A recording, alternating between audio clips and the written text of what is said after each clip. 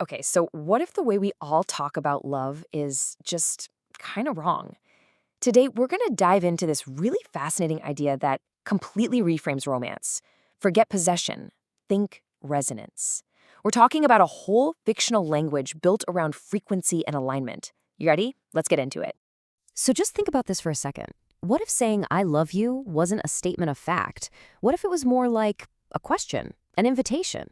You know, not a feeling you own, but more like a signal you're sending out into the universe, just hoping it resonates with someone else. That's the big idea we're going to unpack today.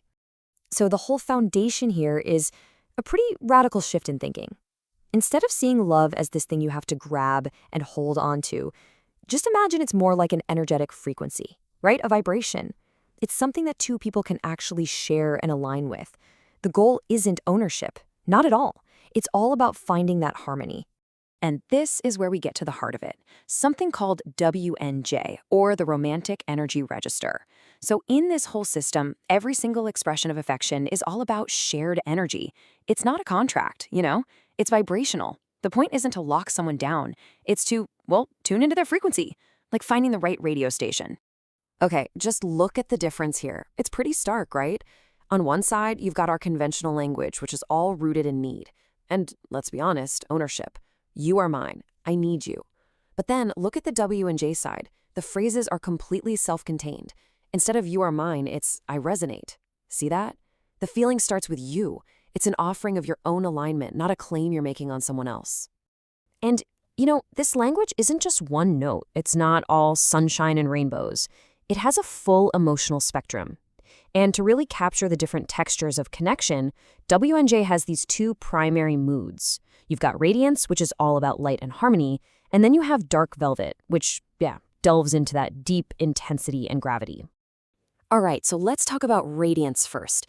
This is that feeling of pure warmth, of joy, of just open connection. Think of it as the emotional equivalent of standing in the sun on a perfect day. It's love expressed as this beautiful, clear, harmonious chord. It's that effortless feeling, like when you're just laughing together and everything clicks, or that shared glance across a room that says everything without a single word.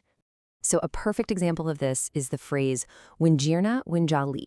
It basically translates to we are in harmony.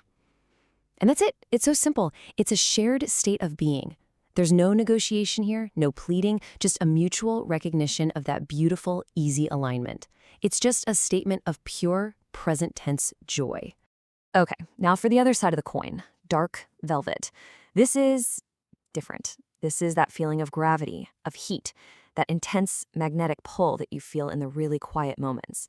It's not about that bright outward joy. This is about the profound resonance you find in shadow and silence. The source material even calls it heat and alignment, a connection that you can almost feel in the air, in the space between words. And just listen to the sheer intensity of this phrase, Wanjrar na wanjamla. It means, I breathe your air. Wow. I mean, that is an incredibly intimate statement. It's describing a connection that's so deep it feels physical, like you're literally sharing the same atmosphere. It's so powerful, so magnetic, and yet, get this, it still makes absolutely no claim of ownership. So let's just sum that up real quick. Radiance basically says, we shine. It's that outward, joyful connection. Dark Velvet, on the other hand, says, we hum. It's that internal, vibrational intensity. And the key thing is, both are totally valid expressions of resonance. They're just vibrating at different frequencies. Okay, so you might be wondering, how does a relationship even develop in a system like this? Is it just chaos? Nope. It's actually a very structured, very intentional progression. WNJ actually provides what's called a ladder of connection, which allows intimacy to build, you guessed it, step by step. So here's how it works. The progression kicks off with a personal feeling. I resonate. Simple enough. Then it becomes an action. I attune to harmony. From there, it grows into a shared state. We stay in quiet sync. And then finally, it can even become this publicly acknowledged thing. We ceremonially resonate. But did you notice? At no point, not a single one, is there a claim of ownership. It is all about deepening that alignment. Now this next part, this is maybe the most powerful application of this whole philosophy. It's how it handles the move from that emotional resonance to physical intimacy. And spoiler alert, it is not left to chance or assumption. Not at all. It's handled through a really clear, really explicit ritual of consent. And here's the crucial piece of the puzzle. WNO, which is the language of feeling, is paired with another language register called NQAT, which is all about conscious consent.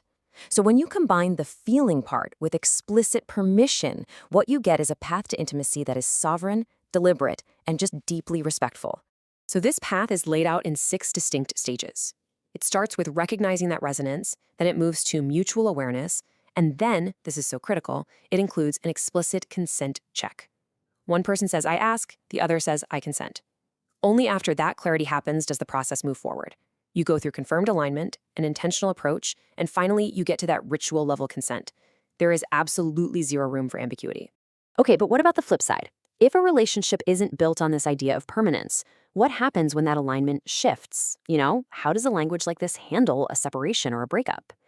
Well, this is where that focus on resonance over permanence becomes incredibly, incredibly dignified. Think about a conventional breakup. We usually see it as an end, right? A failure. And it's often filled with resentment. But in the WNJ framework, it's viewed as simply a change in form. The philosophy isn't we're done. It's the frequency changes form. And that simple shift in perspective allows for so much dignity and release, instead of, total destruction. And get this, the final exchange in a WNJ separation is one person saying, I acknowledge what we shared. And the response is, I release without breaking. Just let that sink in. It's such a beautiful, mature way to honor what you had, allowing both people to move forward without completely shattering the connection. It's like acknowledging the echo of that resonance, even after the alignment itself is gone. So if we had to boil this entire system down to one core idea, it's this. The goal isn't to secure some guarantee of a permanent future. It's about honoring the alignment you have in the present moment. It's all about staying true to the resonance as it exists right now, treating it like a living, breathing thing, instead of trying to lock it down in a contract. And that really just leaves us with one final thought to chew on. If your love had its own language, what would it sound like? What would its rules be? Its core principles? What would it actually say? Something to think about. Thanks so much for diving into this with me.